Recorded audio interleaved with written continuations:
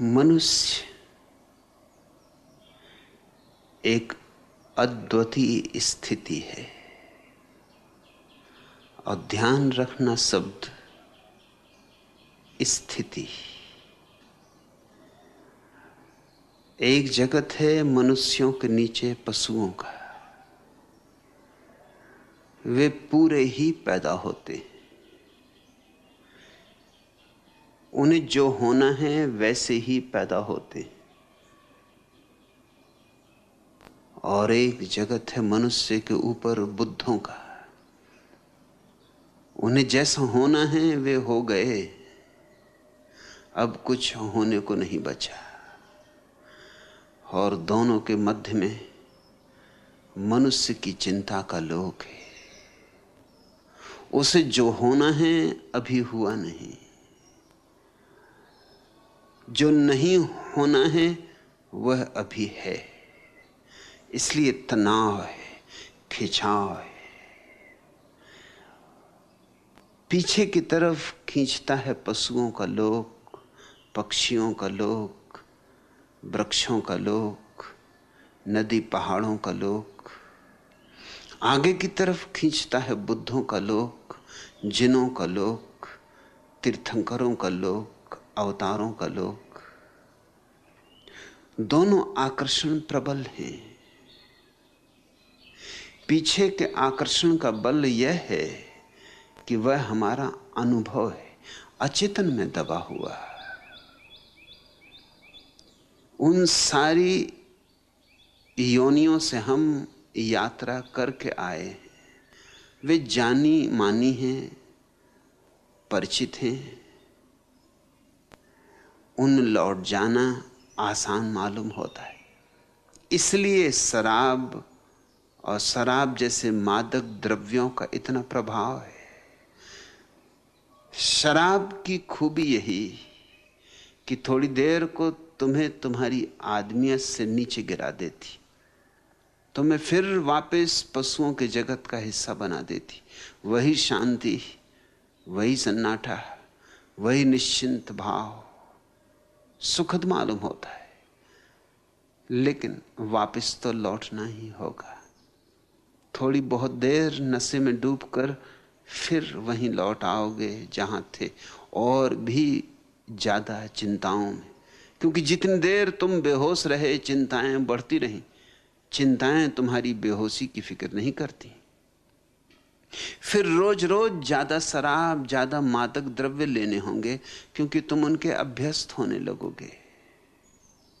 लोग इतने अभ्यस्त हो सकते हैं कि तुम्हें पता ही ना चले कि वे पिए हुए।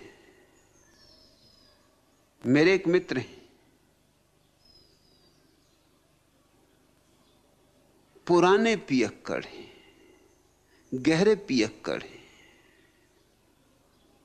उनकी शादी हुई, 5 साल बाद उनकी पत्नी को पता चला कि वो शराब पीते, क्योंकि एक दिन घर वो बिना पिए आ गए। जिस दिन बिना पिए आए उस दिन पता चला। रोज पी के आते थे तो बिल्कुल स्वाभाविक मालूम होते थे, बिना पिए आए तो थोड़े डगमगाते थे, थोड़े अस्त व्यस्त थे, थोड़े बेचैन थे। जिस दिन बिना पिए आए उस दिन पत्नी को शक हुआ कि कुछ गड़बड़ है।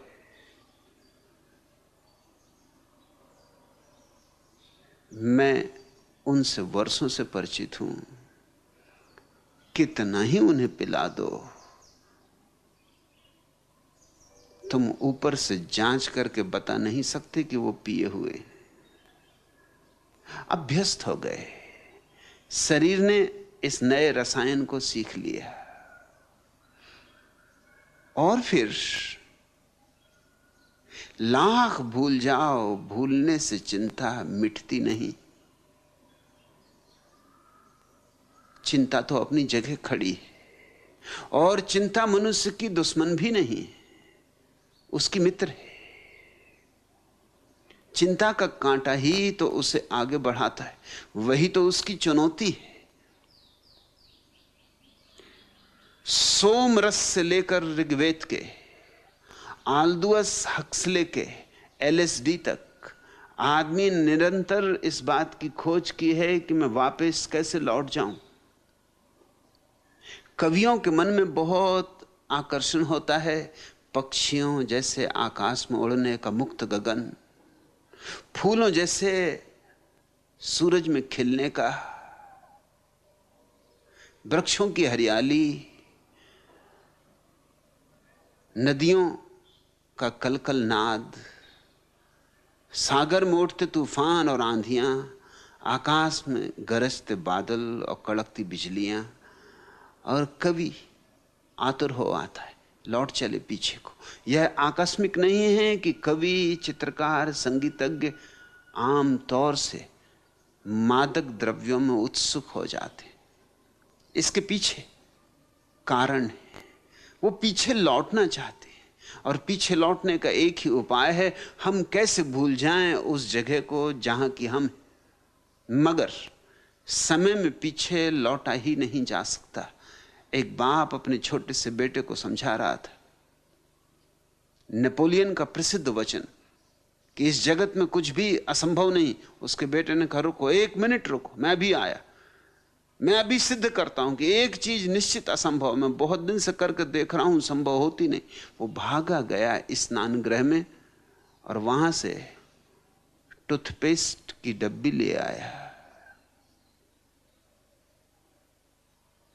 टूथपेस्ट के ट्यूब को निकाल के उसने 2 जोर से पिचका के टूथपेस्ट बाहर निकाल दिया और अपने बाप को कहा अब इसको फिर भीतर करके दिखा दो। तो मैं मान लूंगा कि नेपोलियन ठीक कहता है कि जगत में कुछ भी असंभव नहीं। मैं तो बहुत कोशिश करके हार चुका। जो बाहर आ गया सो आ गया, फिर भीतर नहीं जाता। इस छोटे से बच्चे ने अपने ढंग से एक महत्वपूर्ण बात कह दी। छोटे बच्चे कभी कभी बड़ी महत्वपूर्ण बात कह देते। इसने यह कह दिया कि कुछ चीजें वापस नहीं लौटती और समय तो निश्चित ही वापस नहीं लौटता है। कोई उपाय नहीं है समय की यात्रा में पीछे जाने का। तो आदमी आगे ही जा सकता है, पीछे नहीं। पीछे जाने की चेष्टा में जितना समय गंवाया व्यर्थ गंवाया। उतना समय अगर हम आगे के पड़ाव की तलाश करने में लगाएं तो चिंताओं के पार हो सकते हैं, चिंताओं का अतिक्रमण हो सकता है। मनुष्य के भीतर बुद्ध होने की क्षमता है। आया है पशुओं के जगत से, मगर लेकर आया है गीत बुद्धों का।